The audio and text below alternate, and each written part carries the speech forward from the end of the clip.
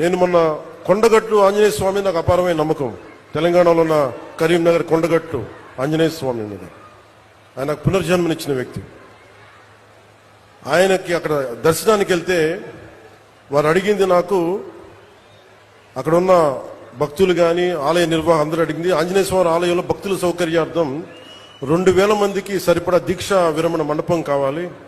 అక్కడ దీక్ష విరమించి వాళ్ళు టీటీడీకి వెళ్తారు, తిరుపతి దేవ దర్శనానికి వెళ్తారు, మీరు కొంత సహకారం ఇవ్వండి అంటే చాలా వెంటనే తీసుకున్నాను. దానికి వచ్చిన తర్వాత దాన్ని పర్సీవ్ చేసిన తర్వాత ఈ రోజున గత 2 రోజుల క్రితం 96 గదుల సత్రం నిర్మాణానికి 35 కోట్ల 19 లక్షల వ్యయంతో టీటీడీ బోర్డు ఆమోదం తెలిపింది. దీనికి గౌరవ ముఖ్యమంత్రి శ్రీ నారా చంద్రబాబు నాయుడు గారికి, TTD chairman Shri BR Naidu గారికి, పాలక మండలి సభ్యులకి, అధికారులకి, అలాగే TTD executive officer Shri Anil Kumar Singhal గారికి, అడిషనల్ ఈవో శ్రీ వెంకయ్య చౌదరి గారికి, joint executive officer Shri Veerabrahmam గారికి, అలాగే ప్రతి ఈ ప్రాసెస్లో ఉన్న నిలబడ్డ టీటీడీ బోర్డు సభ్యులందరికీ, ప్రతి ఒక్కరికి, పాలనా మండలందరికీ పేరు పేరున నా మనస్ఫూర్తిగా నా హృదయపూర్వక ధన్యవాదాలు తెలియజేసుకున్నాను.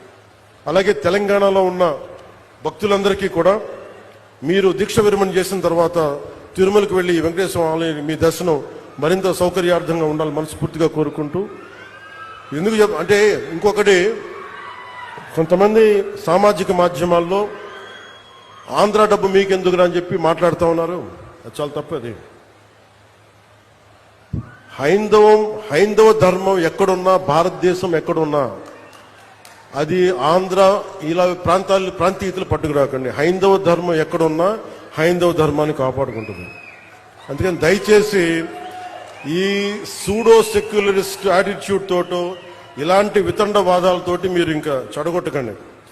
ప్రాంతాలతోటి, ప్రాంతీయతలతోటి, కులాలతోటి, భాషలతోటి ఇంకా దేశాన్ని నాశనం చేసి కూర్చోబెట్టారు. ఇంకా చాలు ఇలాంటి పిచ్చి మాటలను, ఇలాంటి వాదనలు ఆపి కొంచెం కన్స్ట్రక్టివ్గా ఆలోచించండి దయచేసి అందరూ.